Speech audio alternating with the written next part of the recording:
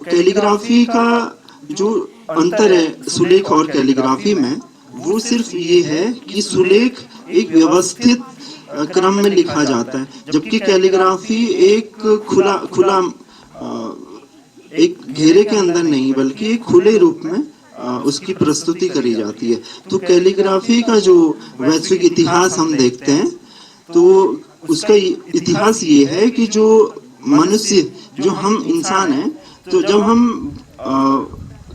गुफाओं में रहते थे, जंगलों में रहते थे, तो वहां से हमने क्या किया कि लिपि कला का शुरुआत करी। वहां पे हम पहले क्या करते थे कि चित्र बनाया करते थे। चित्रों से धीरे धीरे जो सभ्यताओं का विकास होता गया, तो जो प्राचीन सभ्यता है मोसापोटामिया, मोसापोटामिया की जो सभ्यता है वहां पे दो तीन सभ्यताएं थी। उसमें से एक बेबीलोन की सभ्यता थी, एक सुमेरियन सभ्यता थी।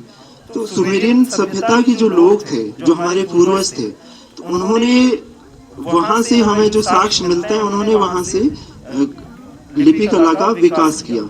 तो वहां पे जो एक प्रसिद्ध कला थी उनकी, वो थी कीलाक्षर। कीलाक्षर स्क्रिप्ट थी।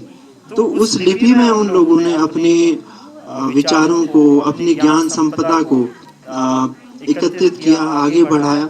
और लिपि कला सिर्फ हमारी लिखने तक ही नहीं सीमित थी वहां पे, बल्कि वो ज्ञान संपदा और सांस्कृतिक और धार्मिक पहचान भी हुआ करती थी। अब धीरे धीरे लिपि कला काफी विकसित हो गई है। तो बेबीलोन और सुमेरियन सभ्यताओं में जो कीलाक्षर लिपि थी, तो उन लिपियों से शुरुआत होती है कैलीग्राफी की। तो अन्य जो सभ्यताएं हैं दुनिया में, जैसे माया सभ्यता थी अमेरिका की, तो वहां भी उन लोगों ने स्क्रिप्ट के माध्यम से अपनी अभिव्यक्ति दी, अपनी ज्ञान संपदा को आगे बढ़ाया।